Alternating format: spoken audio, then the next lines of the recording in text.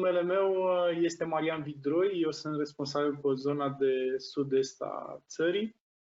Astăzi vom discuta despre partea de distribuitoare în cadrul prezentărilor pneumatică de bază. Ca și prezentare, astăzi vom avea o discuție, va dura prezentarea aceasta în jur de 50 de minute. Vă rog ca toate întrebările să le adresați în chat, iar la sfârșit vom avea o sesiune și răspuns.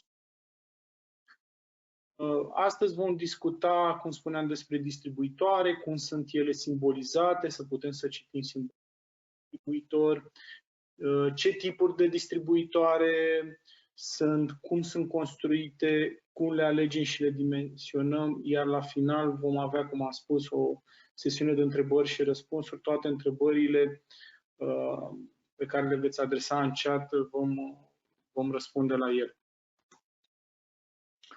Partea de prezentare, înainte de a începe explicația cum se poate citi un simbol, utilizăm foarte des cuvântul de distribuitor, valvă, ventil, toate, indiferent de cuvânt, întotdeauna ne referim la același lucru, dar de unde vin aceste cuvinte? Distribuitor vine din limba franceză, distribuitor, a distribui, este un aparat sau dispozitiv care distribuie agentul. Valvă vine din limba franceză, valve, ansamblu de piesă sau armătură care stabilește întreruperea sau reglarea circulației unui fluid. Și avem și din limba germană, ventil, un dispozitiv, un organ care închide sau deschide un orificiu pentru a lăsa sau nu să circule un fluid. Indiferent de varianta la care ne referim, ventil, valvă, distribuitor, vorbim despre același lucru, deși de multe ori ne poate încurca. În partea aceasta avem zona de simbol, distribuitor 5x2. Asta să pun așa, spotlight. Avem un distribuitor 5x2. Acesta este un distribuitor bistabil. De unde vine denumirea aceasta de 5x2? 5 reprezintă numărul de porturi, alimentarea, notată cu 1. Pe aparatele mai vechi o să regăsiți și litera P. Partea care merge către consumatori, 2 și 4, portul de lucru, notate pe aparatele mai vechi A și B. Evacuările, ceea ce se duce la atmosferă, porturile 3 și 5, S și R, eliminarea de aer. Aici avem pilotarea externă, 14-12, notată și cu YZ. Cu 14 și 12 mai sunt notate și acționările manuale, iar 84-82 sunt evacuările către piloți. Aici le putem vedea și fizic. Avem evacuarea către piloți, sunt aceste două mici amortizoare de zgomot, iar partea de pilotare 14 și 12 putem vedea doi conectori montați în partea de sus în cazul acestui tip de distribuitor de electroventil.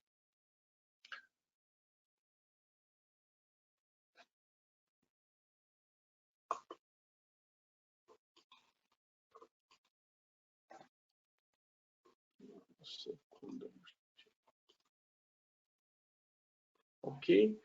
Aici avem un distribuitor 5x2, dar să vedem ce înseamnă fiecare element din acest distribuitor.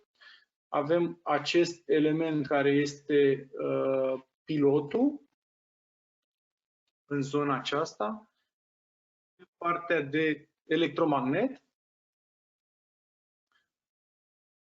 acționarea manuală,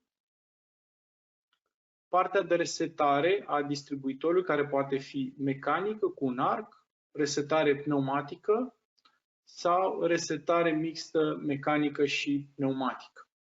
Acestea sunt în funcție de construcție, fiecare au avantaj și dezavantajul lor. O să vedem în prezentarea, în cursul acestei prezentări, ce avantaje au fiecare. Săgeata reprezintă curgerea, în ce direcție se află curgerea și este curgere unidirecțional sau poate fi curgere bidirecțională. În cazul simbolului mai apare și o variantă de simbolizare pentru semnal dominant. În cadrul acestui semnal avem semnalul dominant, se face referire la pilotare. Am văzut și aici că avem pilot. Pilotul din zona aceasta acționează pe o suprafață mai mare decât în partea opusă, în partea dreaptă, și dacă aplicăm tensiune pe bobină sau acționăm în ambele părți, dacă este o acționare pneumatică, va comuta pe semnalul dominant.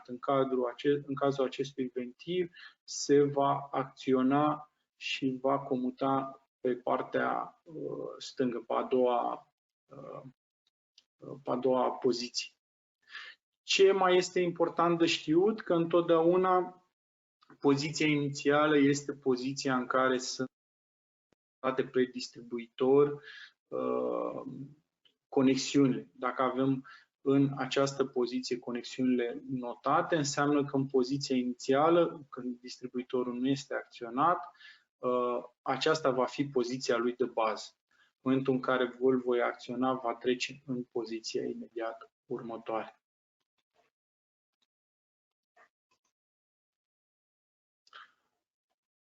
Avem distribuitorul. În cazul de față este un distribuitor 5x2 ventil. Avem partea de acționare, partea de alimentare cu aer, care poate fi de la -1 la 8 bari. Partea de evacuare, de eliminare, unde montăm amortizoarele de zgomot. Partea porturilor de lucru care se duc către cilindru. Și partea de pilotare externă, dacă avem un distribuitor cu pilotare externă. Ce tipuri de distribuitoare avem și cum le clasificăm? Avem distribuitoare clasificate acționate, cu acționare manuală, mecanică, pneumatică sau electrică și după numărul de căi și de poziții. Cu 2 căi, 2 poziții, 3 căi, 2 poziții. Și văzând acestea, haideți să le vedem pe fiecare în parte. Dacă vorbim despre modul cum sunt acționate, avem distribuitorul de bază cu simbolul de bază, la care putem să adăugăm acționare manuală, care poate fi gen o manetă, o pedală, unele. Avem partea mecanică, care poate fi un arc, un buton, o rolă acționată într-un singur sens. Asta înseamnă că dacă vin din partea aceasta și încerc să acționez rola, distribuitorul nu va acționa. Dacă vin din partea opusă, nu va acționa ventilul. Pe urmă avem acționare electrică și acționare electromagnetică cu ventil proporțional și avem și partea de ventil pneumatic în zona aceasta.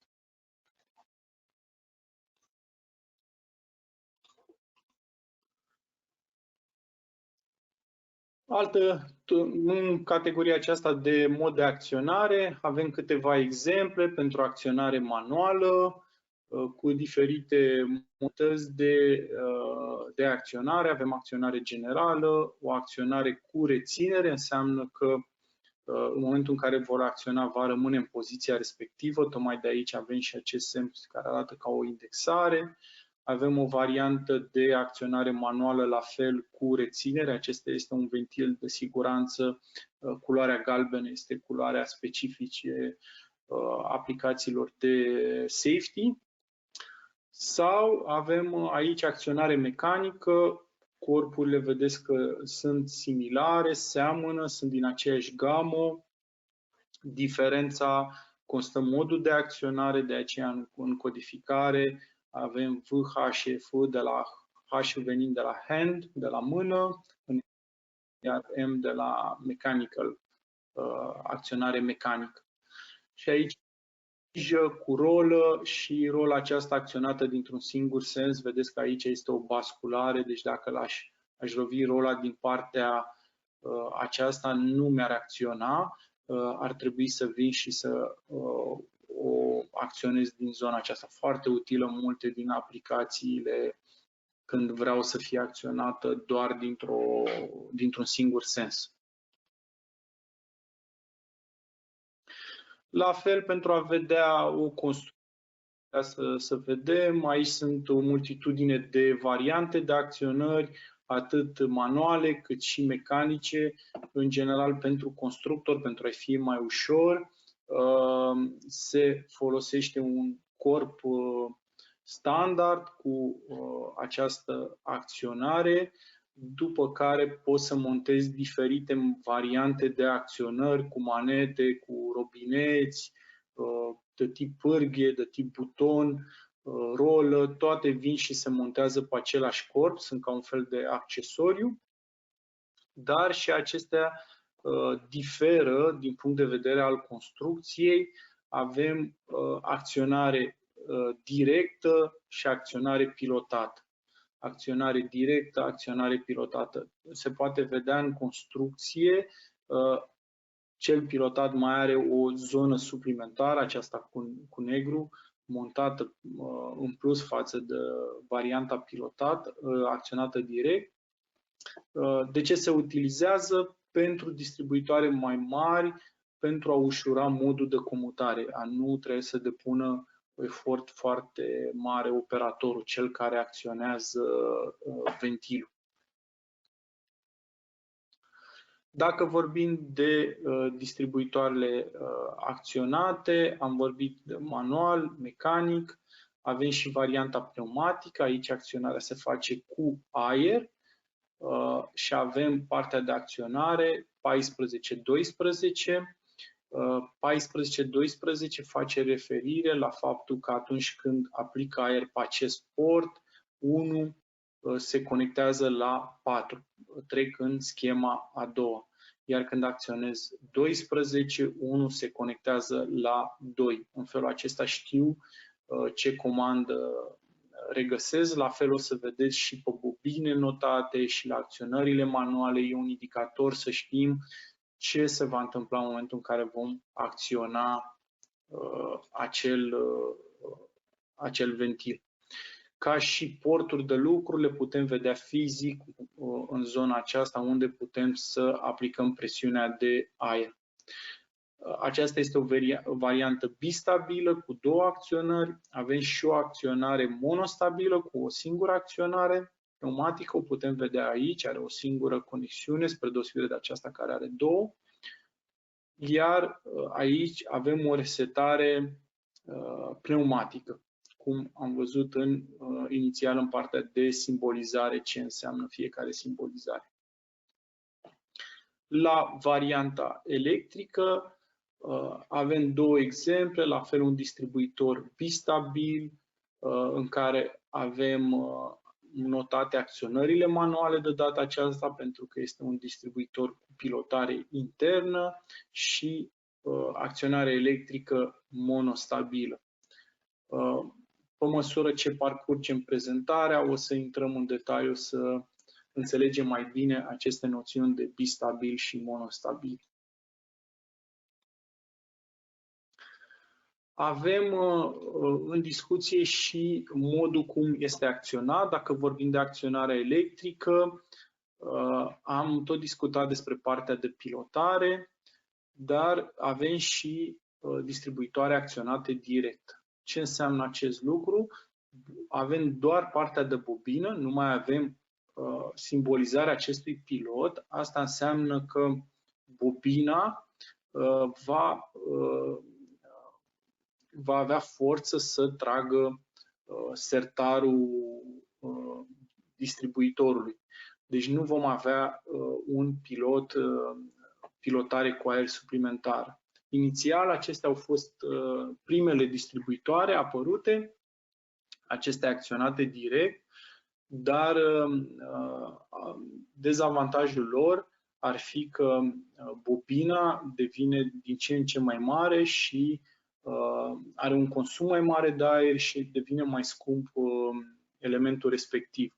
Astfel, acționările directe se regăsesc în special la ventilele de dimensiuni mai mici, tocmai pentru a nu crește costul de achiziție al ventilului. Pe măsură ce distribuitoarele cresc în mărime, apar cele cu acționare pilotată față de acest simbol care este cu acționare directă. Acesta ar fi partea de bobină. Avem acționarea manuală, mai apare și semnul acesta de pilotare. Iar pilotarea poate fi de două tipuri, pilotare internă și pilotare externă.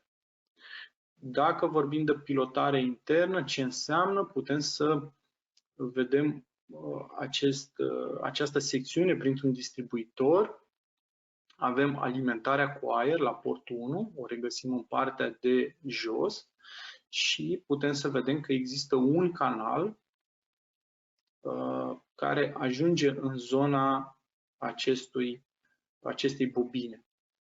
Pentru a acționa acest distribuitor, avem o bobină de dimensiuni mai mici de data aceasta, care îmi acționează un sertar mic și permite aerului să acceseze acest canal și să-mi acționeze sertarul distribuitorului, sertarul ventilului principal. Acționarea în cazul de față se face cu aer. Am putea să simplificăm acest lucru și să spunem că ventilul este acționat cu un distribuitor 3x2 montat în cadrul ventilului principal. Am avea ventilul principal și ventilul de pilotare, toate montate în același element. În cazul pilotării externe, ce avem în plus? În loc să preluăm aerul cum este în partea aceasta, să preluăm din alimentarea principală, adăugăm un port, portul 14 sau 12, dacă este varianta bistabilă, și venim cu alimentare separată din. De ce ne este utilă varianta cu pilotare externă? În general, ventilele cu pilotare internă merg undeva de la 2 bar, 1 bar jumate, 3 bar, depinde foarte mult de construcție, de modul cum este realizat ventilul respectiv și nu sunt utile nici pentru vacuum. Când avem vacuum, nu putem să utilizăm varianta cu pilotare internă. Și atunci, în cazurile în care avem presiuni mai mici putem să luăm ca referință 2 bari și utilizăm vacuum, atunci trebuie să utilizăm un distribuitor cu pilotare externă.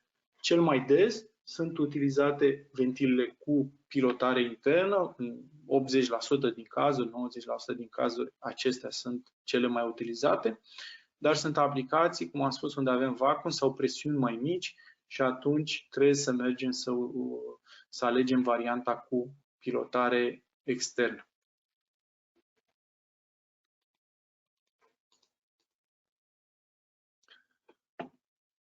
Am discutat despre modul cum este acționat, dar am văzut că sunt distribuitoarele acestea care au și resetare și spuneam că sunt în general 3 tipuri de resetare cu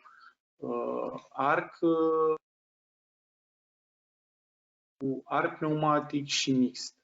Iar aici avem simbolizarea distribuitorului ale celor două distribuitoare și putem să vedem în construcție că avem arc mecanic și arc pneumatic. În cazul de față, aerul care este preluat din portul 1 ajunge și în zona din spate a pistonului și menține o presiune tot timpul a ventilului. Astfel încât în momentul în care închid această bobină și permit aerului din camera aceasta să iasă la atmosferă, arcul pneumatic face să-mi aducă distribuitorul în poziția inițială. Avantaje și dezavantaje referitoare la cele două soluții. Arcul pneumatic este mai rapid, mai rezistent în timp, pentru că nu mai avem acel arc care se poate deteriora, mai ieftin de realizat și la fel este o variantă utilizată frecvent. Cum am zis, are timp mai bun de acționare și o să vedem mai târziu un pic și diferența de timp. În schimb, avantajul arcului o reprezintă în aplicații de siguranță. În aplicațiile de safety este obligatoriu să folosim varianta cu arc, pentru că doar aceasta ne va asigura că ventilul va ajunge în poziția de bază, în poziția de siguranță. În schimb, în varianta cu arc pneumatic, dacă nu mai am presiune pe instalație, se poate întâmpla ca ventilul să nu mai comute și să rămână acționat, astfel încât să nu pot să-l readuc în poziția inițială, poziția de siguranță. De aceea, în orice aplicație de safety, utilizați ventile acționate cu arc atunci când acesta trebuie să-mi aducă elementul într-o poziție de siguranță. Am discutat despre modul cum îl acționăm, cum se resetează un distribuitor, dar haideți să vedem cum se și clasifică acestea după numărul de căi și de poziții. În primul rând avem varianta cu 2 căi și 2 poziții. Ca să ne aducem aminte ce înseamnă 2 căi și 2 poziții, 2 căi înseamnă că avem o alimentare și o evacuare, deci 2 porturi. 2 poziții, aici avem poziția de închis, poziția inițială, care se regăsește întotdeauna acolo unde avem simbolizarea, și poziția a doua, poziția de conectare. Ca și variante de distribuitoare 2x2, avem cel mai simplu element, un robinet cu bilă, îl avem cu toți acasă, cu acționare manuală. Deci e foarte simplu de identificat.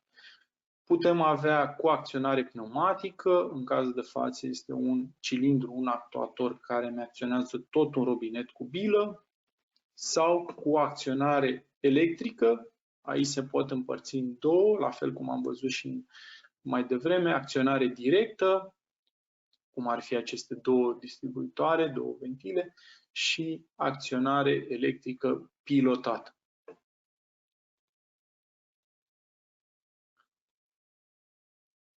Acum avem de la 2x2, începem să avansăm, avem distribuitoarele 3x2. 3x2 vine de la faptul că avem 3 conexiuni, o alimentare, o zona care se duce către consumator și o evacuare la atmosferă. În plus, față de distribuitorul 2x2 a apărut această conexiune portul 3. În cazul distribuitoarelor 3x2, acestea se clasifică în două variante, varianta normal închis și normal deschis. Aici e un pic, dacă printre noastre sunt și electricieni, e un pic diferit. Dacă discutăm în electrică, normal închis, acesta înseamnă că la un element electric curentul trece prin elementul respectiv. La pneumatică este exact invers. În momentul în care spunem că un element este normal închis, înseamnă că aerul nu trece prin acel distribuitor. Putem vedea aici această întrerupere a circuitului. din portul 1 nu ajunge în portul 2. Este închis, iar portul 2 este legat la atmosferă. Dacă avem varianta normal deschisă, portul 1 este legat la portul 2. În cazul acționărilor, la fel putem avea acționare manuală. Acesta este un robinet simplu, dar care are și o evacuare în partea de jos, acționare mecanică, acționare pneumatică și acționare electrică. La fel putem avea cu acționare directă, cu acționare pilotată, deci toate opțiunile, iar setarea, în general distribuitoarele 3x2, o să le găsesc în marea majoritate a lor doar cu o simplă acționare, 99% din cazuri, doar cu o singură acționare, iar resetarea se face cu arc mecanic, pneumatic, depinde de aplicația respectivă și de cum este construit elementul respectiv.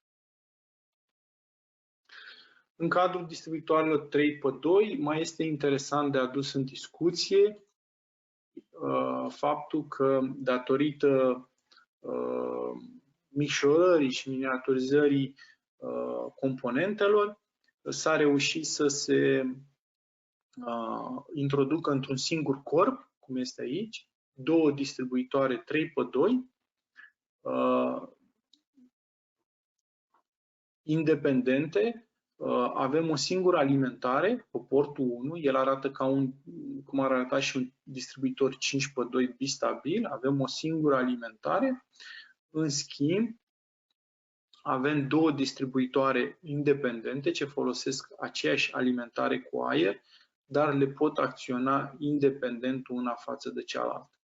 Și le putem găsi în toate variantele dorite, cu două distribuitoare 3x2 normal închise, două distribuitoare 3x2 în care avem o variantă normal închisă și una normal deschisă și varianta cu ambele normal deschise. Avantajul utilizării unei astfel de variante o reprezintă reducerea spațiului în zona de lucru și utilizarea mai puținor distribuitoare și reducerea costului, evident.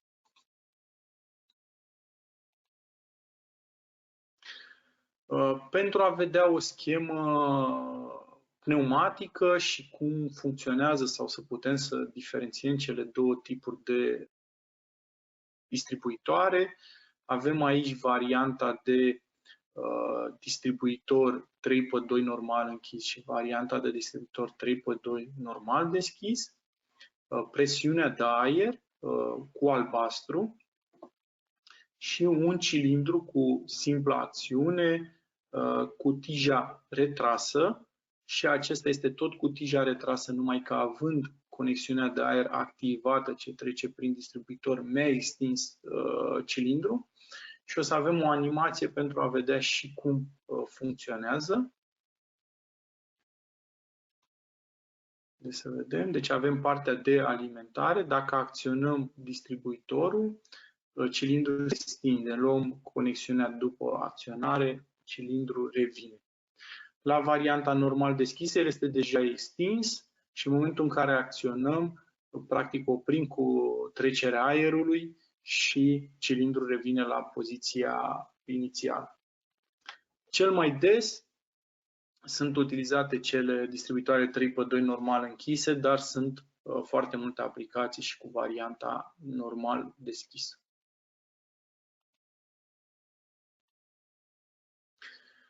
De la distribuitorul 3x2 ajungem la o altă variantă, distribuitorul 4 căi și 2 poziții. Aici nu o să insistăm foarte mult pentru că o să discutăm mai mult despre acestea la distribuitorul 5x2. Ce avem aici în plus față de ce am văzut la distribuitorul 3x2, mai apare această conexiune, a patra, deci avem două ieșiri către consumatori. În schimb, față de distribuitorul 5x2, despre care o să discutăm mai mult, avem o singură evacuare comună. În cadrul acestor distribuitoare, la fel ca și la distribuitoare 5x2, O să le găsim mai multe variante, 4x3, cu acționare manuală, mecanică, electrică, dar, cum am zis, asta este doar să puteți să vedeți și să facem conexiunea cu distribuitorul 5x2. Nu sunt atât de utilizate. Varianta mai utilizată va fi și este distribuitorul 5x2. La distribuitorul 5x2 am zis că 5 reprezintă numărul de conexiuni, 1 alimentar și 4 către consumatori, 3 și 5 evacuarea. În față de 4x2 apare și portul 5. Fiecare port de lucru are o evacuare a lui, independentă. La 4x2 avem o evacuare comună. La distribuitoarele 5x2, acestea se împart în mai multe categorii. Avem cele cu o singură acționare, distribuitoarele monostabile, și cele cu două acționări, distribuitoarele bistabile. Care este diferența aceasta? La cele monostabile, odată acționat, atâta timp cât țin acționarea, el va sta în poziția respectivă. În momentul în care iau comanda, va reveni în poziția de bază.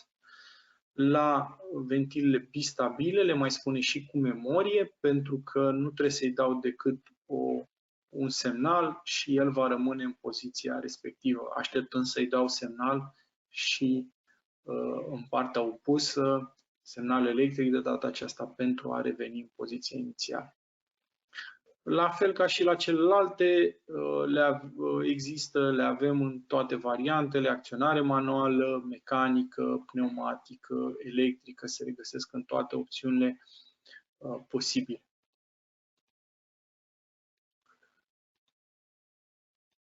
Haideți să vedem și cum funcționează.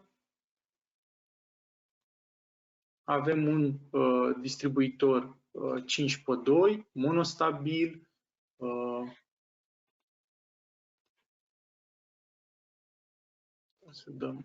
să vedem, 5x2 monostabil și 5x2 bistabil. Haideți să vedem diferența. La cel monostabil îl acționăm, se extinde cilindrul, am luat comanda revine. Îl acționăm, se extinde, luăm comanda revine.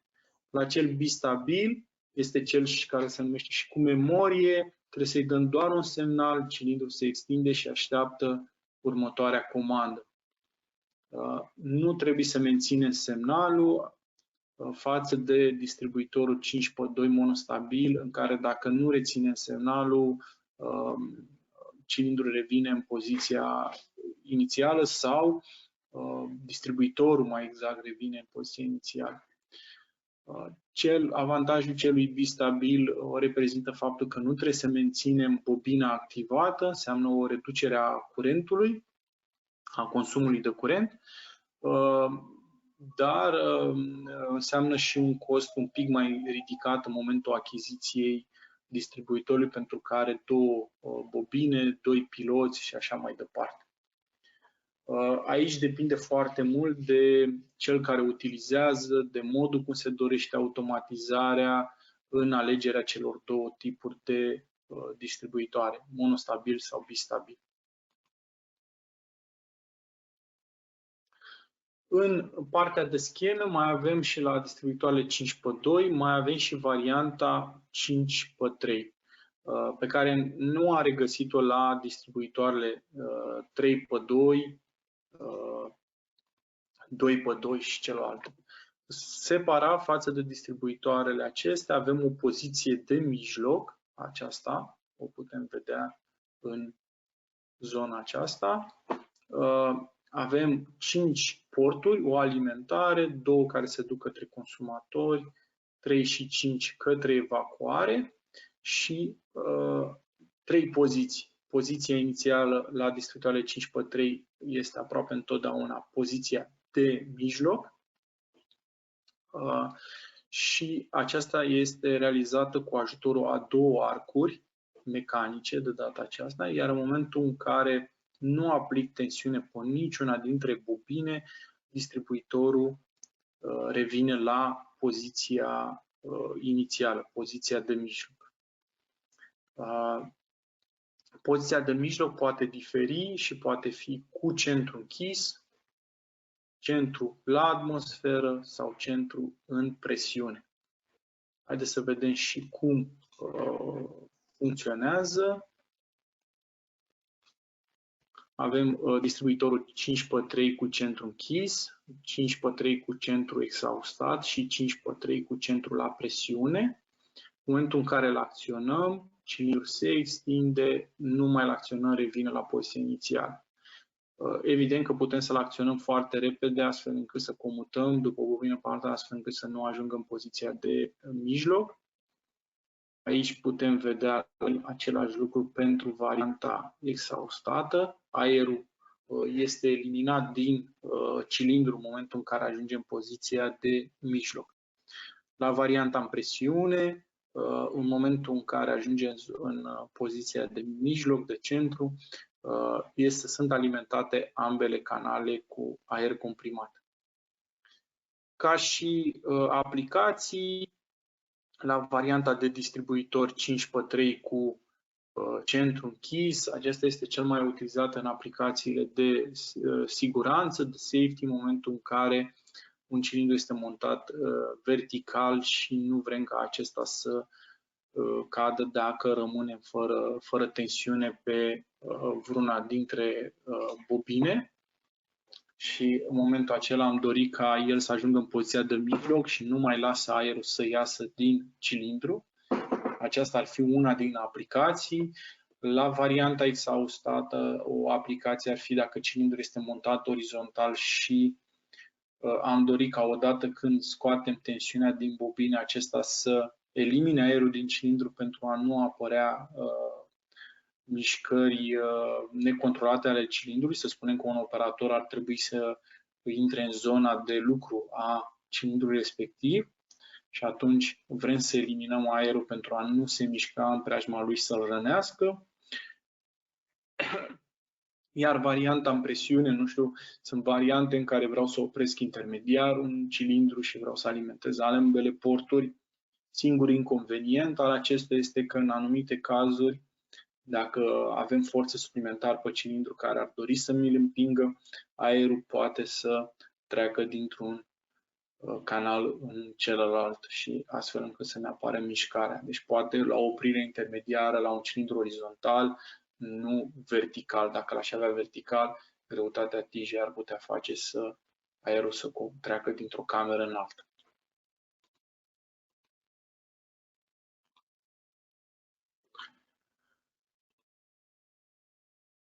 Am văzut schemele pneumatice, am văzut cum sunt împărțite, să discutăm un pic și de partea de construcție. Aici am trecut doar pentru informare, sunt mai multe standarde existente pe partea aceasta de distribuitoare a modului, cum sunt construite, a simbolului.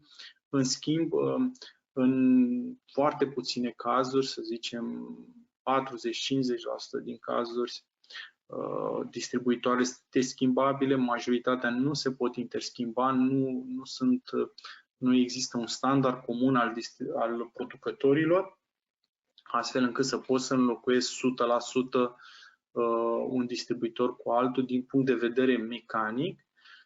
Evident că din punct de vedere al schemei, al modului de funcționare, aici nu există niciun fel de problemă. În schimb, din punct de vedere mecanic, sunt foarte puține standarde care permit acest lucru. Unul dintre ele este standardul ISO, în care avem ISO 15472, în care sunt definite oglinda de lucru și conexiunea electrică, sau varianta doar pneumatică, doar conexiunea de montaj. Una din acestea ar fi, ca exemplu, sau la varianta cu robineți, există o interfață NAMUR în care poți să montezi pe actuator o oglindă NAMUR și aici este definită această oglindă și la fel pot să înlocuiesc și să pun orice tip de distribuitor. Dar în marea majoritate a cazurilor, nu se pot înlocui, mai ales dacă sunt montate pe plăci sau pe alte sisteme, de la un producător la altul, ele nu sunt interschimbabile. Ok, acum haideți să vedem din ce este compus un distribuitor. Avem practic corpul distribuitorului, avem partea de garnitur care etanșează să fim siguri că nu trece aerul dintr-un canal în altul. Avem supapa, elementul de deplasare, cel pe care am văzut că îl acționăm. Aceste de a trece dintr-un portul 2 în portul 4, în momentul în care avem alimentarea pe 1, deplasăm această supapă și avem partea de acționare. Ca și construcție, sunt mai multe variante. Am lăsat denumirea acestora în engleză pentru că mi s-a părut mult mai simplu de înțeles, mult mai simplu de găsit și de văzut la fiecare constructor decât a trece în română, în care traducerea nu este chiar cea mai convenabilă. Avem varianta Poppet Valve. Aceste valve cu variantă Poppet, cu construcție Poppet, au avantajul că sunt simple, robuste, rezistente la praf. În schimb, au și dezavantaje. Dezavantajul ar fi că dacă vorbim de partea de acționare electrică, avem nevoie de o bobină cu un consum de curent mai mare și poate să ajungă la 4W, puterea de acționare a bobinei, ceea ce ne cauzează un consum mare de curent. Un alt dezavantaj ar fi că la unele ventile de tip Poppet poate să apară o curgere o conectare a tuturor canalelor în momentul în care aceasta comută dintr-o poziție în alta. La versiunile mai noi de ventile Poppet, acestea au reușit să fie rezolvate, dar în primele variante de astfel de ventile apărea o conectare a tuturor 3 porturilor. Din punct de vedere al construcției, Poppet Valve se împarte în 2 variante, cu etanșare pe bilă și cu etanșare pe garnitură. Iar aici putem să vedem modul cum acționează. Portul 1 îl conectez la 2 sau 2 îl conectez la evacuare la 3. Putem să vedem cum acționează și cum aerul din portul 1, pe care este tot timpul alimentat, se duce la 3 sau închid conexiunea și leg portul 2 la portul 3. Un alt tip de distribuitor, poate mai utilizat în condițiile actuale, spool valve. Avantajul lui este a devenit din ce în ce mai convenabil, mai ieftin. Forțele de acționare în cazul lui sunt mai mici, nu sunt atât de mari ca la Poppet Valve și pot să folosesc distribuitoare bobine mai mici, de consum mai mic și atunci reduc consumul de energie electrică, iar un mare avantaj, mai ales când avem foarte multe astfel de distribuitoare, consumul contează. Nu apare acel overlapping, în schimb, nu au aceeași rezistență la mizerie și la praf. Din punct de vedere al modului cum sunt realizate și cum se etanșează, sunt vreo 4 variante de construcție. Una este cu etanșare metal pe metal. Avem aici o zonă metalică în care etanșarea cu pistonul se face chiar metal pe metal.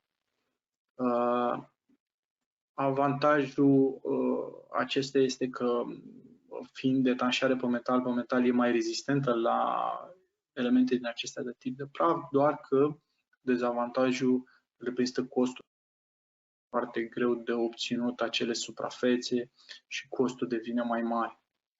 O variantă mai ieftină este să avem garnitură de cauciuc montată pe piston. doar că în varianta aceasta garnitura poate suferi datorită prafului. Altă variantă de spool valve este de a nu avea garnitura pe piston, ci să o montăm în carcasă. Dezavantajul acestui tip de montaj o reprezintă construcția în sine. Este foarte greu de prelucrat și de introdus această garnitură, astfel încât să asigure cea mai bună etanșare, de a introduce și de a lăsa exact dimensiunea de garnitură de care avem nevoie în afară. O variantă mai simplă este aceea de a monta garnitura într-un inel de cauciuc, într-un inel metalic, pardon, de a monta o garnitură de cauciuc în niște cartușe și acest piston să culiseze prin aceste inele. Dezavantajul lui poate apărea la presiuni mai mari de 8 bari, în care, datorită vitezei pistonului și a presiunii mari, să încerce să scoată garnitura și să o deterioreze. Doar că aici constructorul, în funcție de abilitatea lui, poate să rezolve astfel de situații și să nu apară varianta aceasta. Un alt tip de distribuitor, un alt tip de construcție este varianta de flat side valve, ce înseamnă că distribuitorul, pistonul, are o suprafață plată, iar etanșarea este metal pe metal. Dezavantajul acestei soluții o reprezintă costul de execuție, pentru că precizia pistonului plat trebuie să fie de 0,63 micron. Acesta ar fi un dezavantaj ca și cost. Avantajul că pot să lucrez cu ea la 0,1 bari, fără să am pilotare externă. Nu sunt folosite pentru vacuum, iar ar fi un dezavantaj, iar etanșarea, de ce nu poate fi utilizat pentru vacuum? Etanșarea se face chiar cu aer, aerul apăsând pe pistonul plat și realizând etanșarea aceasta metal pe metal. Pentru asta s-au găsit câteva soluții, dar în general poate nu se găsesc atât de des această variantă. Soluția ar fi ca prin zona de bobină să avem o conexiune de aer și să alimentăm suplimentar zona pistonului pentru a asigura acel aer de etanșare, de apăsare.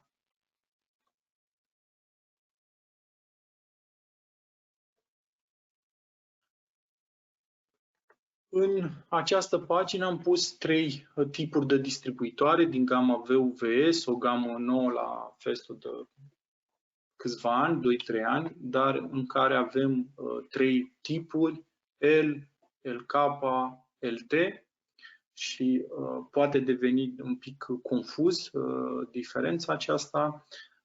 Avem, în funcție de fiecare codificare, diferite debite, diferite presiuni.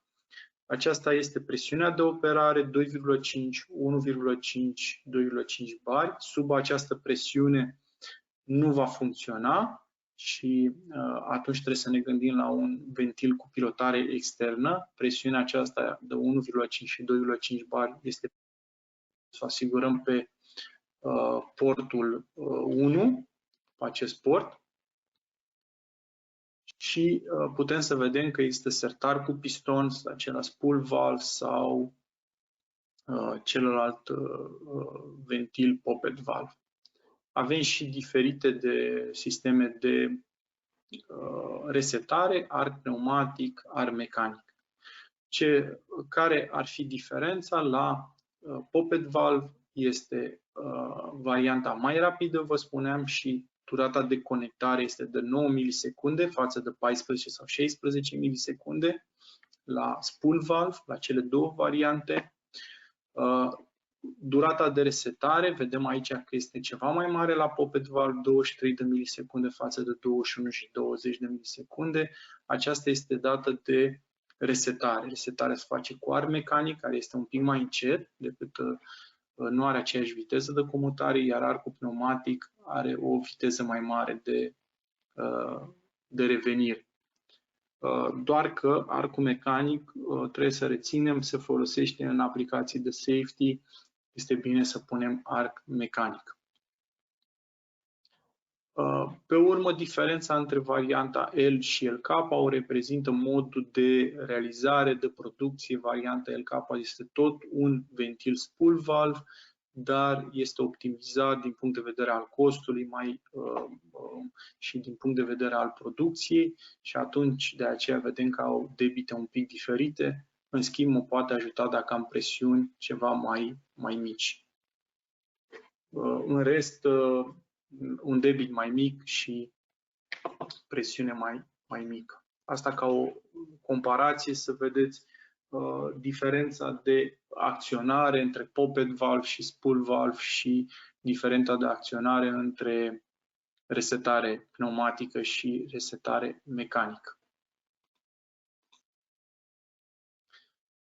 Am văzut atâtea tipuri de construcții, poppet valve, spool valve, diferite moduri de etanșare, flat valve, toate aceste variante, dar ce variantă aleg eu sau cum mă pot ghida?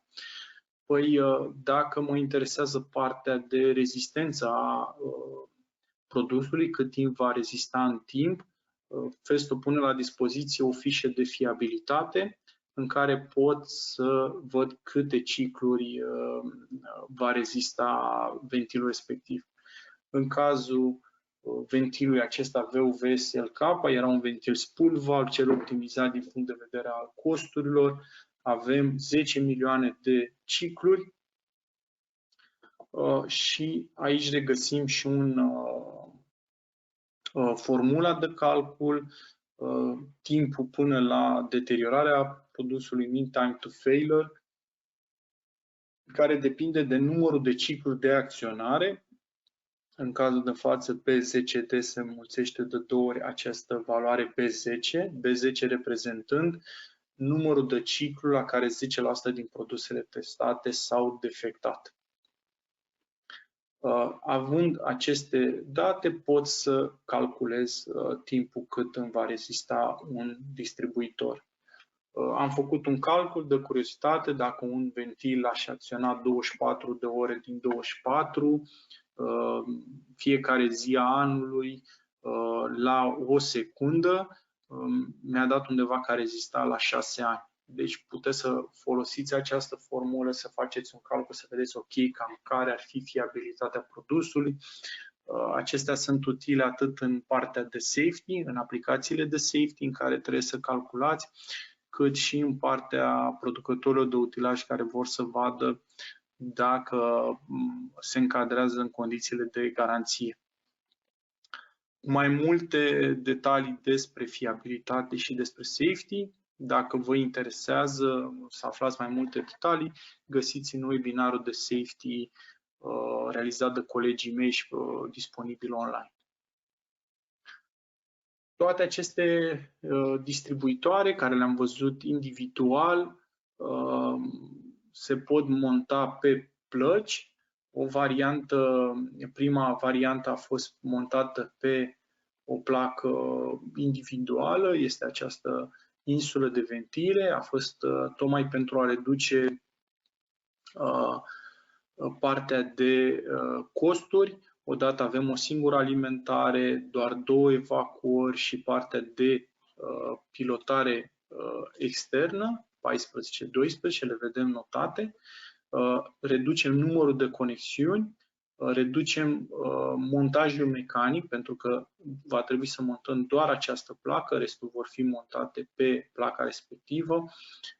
Acestea vin și gata montate direct din fabrică și atunci se reduce și costul de montaj pentru utilizator. Ulterior, pentru a reduce timpii de montaj sau și de mentenanță, s-au luat aceste conexiuni electrice și s-au introdus în placă, astfel încât toate conexiunile electrice sunt legate la un cablu, la o conexiune multifilară. Aici este o conexiune sub D și are 2 evacuări și ieșirile distribuitoarelor, dar avem o conexiune electrică comună, ceea ce face schimbarea distribuitorului foarte ușor prin desfacerea 2 șuruburi și mult mai ușor de montat în instalație. Iar ulterior, pentru a reduce numărul de cabluri, pentru a fi mult mai ușor, au apărut și variantele cu comunicații, gen Profibus, Ethercat, Ethernet IP și altele. Despre asta, la fel, sunt webinarii ținute de colegii mei, puteți să găsiți mai multe date despre acestea. Ca principiu, acesta este o insulă VTSA cu distribuitoare tip ISO, cum am arătat la un moment dat. Acestea sunt interschimbabile, 100%, de la un producător la altul.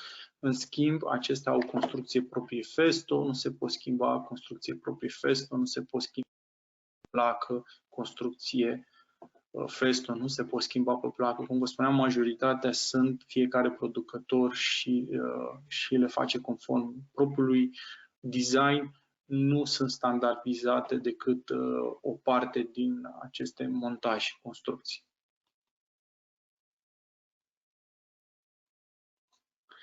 Cum alegem și dimensionăm? Am văzut o variantă este să îl alegem din punct de vedere al fiabilității. Văd că am depășit un pic, am ajuns deja la final. Cer scuze, dar haideți că mai avem puțin și terminăm. Avem dimensionarea distribuitorului. Păi avem trebuie să ne gândim în primul rând cum dorim să-l acționăm, manual, pneumatic, electric. Ce tip de distribuitor utilizăm? 2x2, 3x2, 5x2, 5x3. Ce debit am avea nevoie?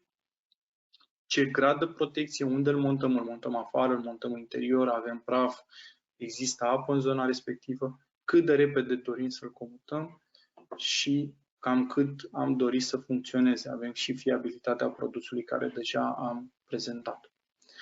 O variantă simplă, accesăm zona de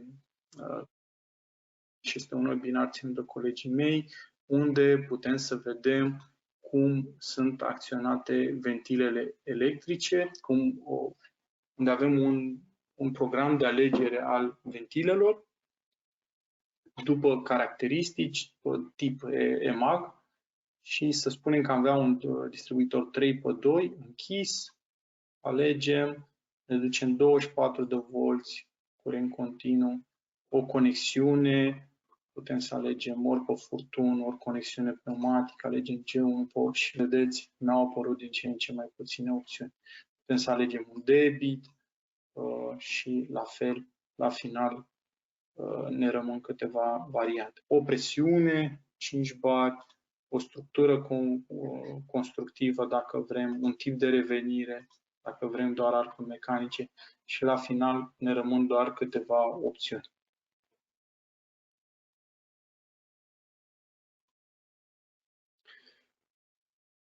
Deci avem partea de, putem să alegem un distribuitor, dacă știm să răspundem la aceste întrebări, doar utilizând programul QuickSearch. Acesta v-am spus, puteți să-l vedeți în cadrul prezentării ținută de colegii mei, sau direct după site avem o zonă de alegere simplă, tip EMAG.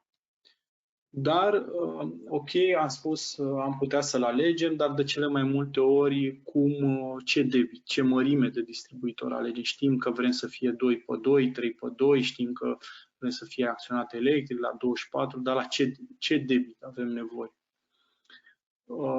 Pentru a ușura, am trecut un tabel cu conexiunile pneumatice disponibile de la metric 3 la 3x4. cam ce lățime ar avea distribuitorul respectiv, diuza din interior și debitele. Putem vedea că la metric 3 avem un debit de 100 de litri pe minut, iar la 3x4 de 7500 de litri pe minut.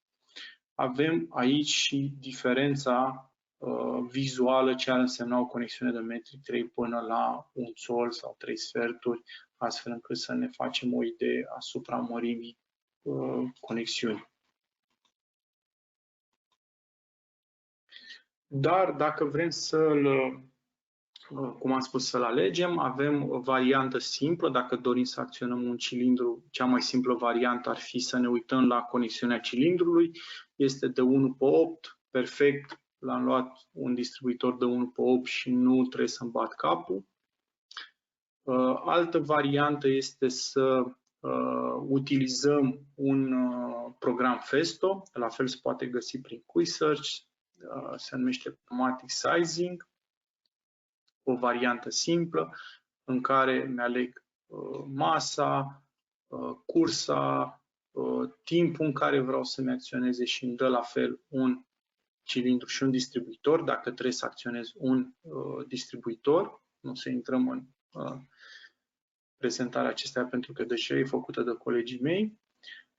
Un alt program mai complex este simularea pneumatică, în care pot să intru și chiar să simulez pneumatic toate variantele, să văd, să pot să-mi aleg ce tip cilindru, ce tip de distribuitor doresc să folosesc, în cât timp să-mi acționeze și la final voi primi un rezultat.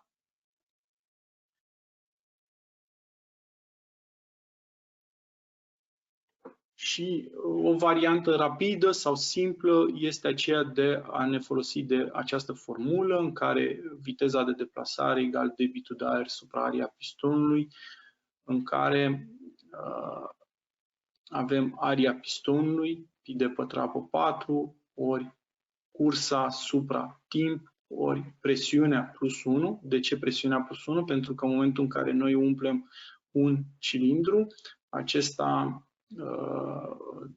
trebuie să-l umplem cu să-l aducem la presiunea dorită de noi, în exemplu acesta 5 bari, plus presiunea atmosferică, pentru că el este gol. Și atunci avem nevoie de, dacă vrem să punem aici 6 sau dacă vrem la 6 bari, aici trebuie să punem 7, înmulțit cu 60, 60 este ca să-l trecem din secunde în minute și 10 la minus 6 pentru a-l trece din milimetri în metri pe minut, în litri pe minut. În litri pe minut. Adică în decimetri. În calculul acesta, ca și exemplu, dacă avem un timp de acționare de 100, pistonul este de 32 de milimetri, cursa este de 200 de milimetri și presiunea de 5 bari, vedem că avem nevoie de un debit de doar 58 de litri pe minut. Asta înseamnă că un distribuitor cu conexiunea de metric 3 de 100 de litri pe minut este suficient pentru acționarea acestui cilindru sau putem să-l alegem pe cel de metric 5. Asta luând în considerare că un cilindru de 32 are conexiunea de 1/8.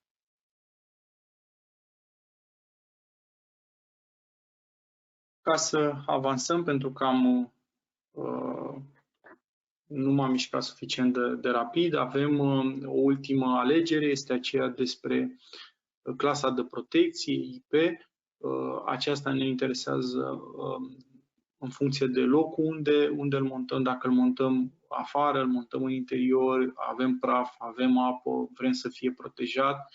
Și o variantă simplă de a înțelege acest grafic, am pus și aceste poze, le-am găsit pe internet.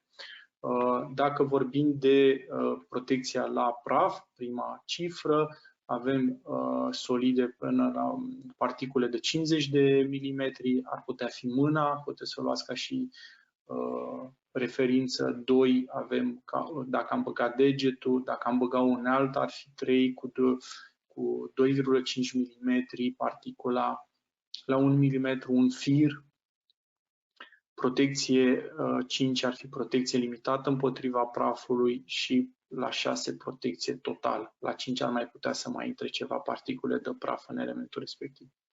Dacă vorbim de apă, împotriva protecției la apă, avem picături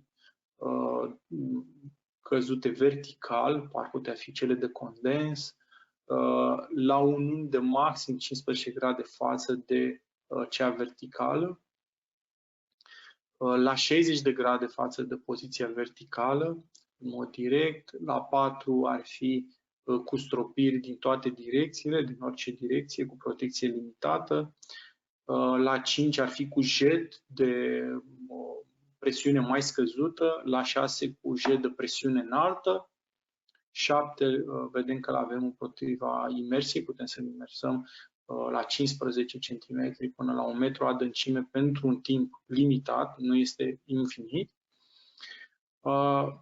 La 8 putem să-l ținem pe termen lung, imersat nu are nicio problemă, iar o variantă mai nouă, 9K, proteja la curățarea cu jet de apă. Aici am putea să ne gândim la aplicații gen din industria alimentară.